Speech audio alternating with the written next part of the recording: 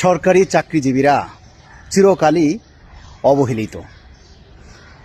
সরকারি কর্মচারীরা চিরকালই বৈষম্যের জাতাকলে পিষ্ট হয়ে ধুকে ধুকে তাদেরকে মরতে হয়। দীর্ঘ 11 বছর পার হয়ে যাচ্ছে, আমাদের 2টা পে স্কেল পাওয়ার সময় অতিবাহিত হলেও আমরা পে স্কেল পাইনি।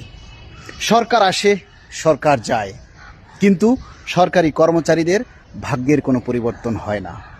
এজন্য শুধু সরকারের মহলে যারা থাকে তারাই দায়ী নয়, এর জন্য নেতারাও দায়ী এবং সাধারণ কর্মচারীরাও দায়ী।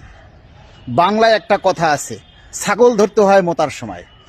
যখন আন্দোলন দেওয়ার সময় আমরা নেতারা তখন আন্দোলন দিতে পারি না। যখন কর্মসূচি, কঠোর কর্মসূচি দেওয়ার সময় তখন কঠোর কর্মসূচি আমরা দিতে পারি না। আর নেতারা যখন কর্মসূচি দেয় তখন সাধারণ কর্মচারীরা তাতে অংশগ্রহণ করেন না। এভাবে যদি চলতে থাকে তাহলে কিন্তু আমাদের এই পে স্কেলের দাবি কখনোই বাস্তবায়নে হবে না। এই দাবি বাস্তবায়ন করতে গেলে সবাইকে একযোগে সোচ্চার হতে হবে। সরকারকেও নমনীয় হতে হবে, নেতাদেরকেও কঠিন হতে হবে, সাধারণ কর্মচারীদেরকেও সেই কর্মসূচিতে যোগ দেওয়ার মন মানসিকতা করতে হবে।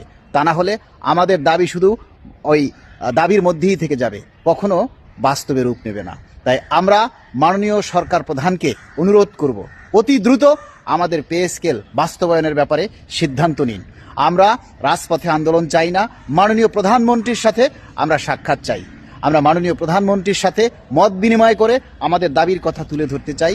মাননীয় প্রধানমন্ত্রীর সামনাসামনি সরাসরি বসে আমরা আমাদের প্রাণের আকুতির কথাগুলি তুলে ধরতে চাই। মাননীয় প্রধানমন্ত্রী, আপনি আমাদের সুযোগ করে দিন আপনার সাথে আলোচনার। সবাই ভিডিওটা শেয়ার করে উচ্চ মহলে পৌঁছে দেওয়ার জন্য চেষ্টা করবেন। এখানেও আপনাদের গাফলতি আছে। ইয়েস।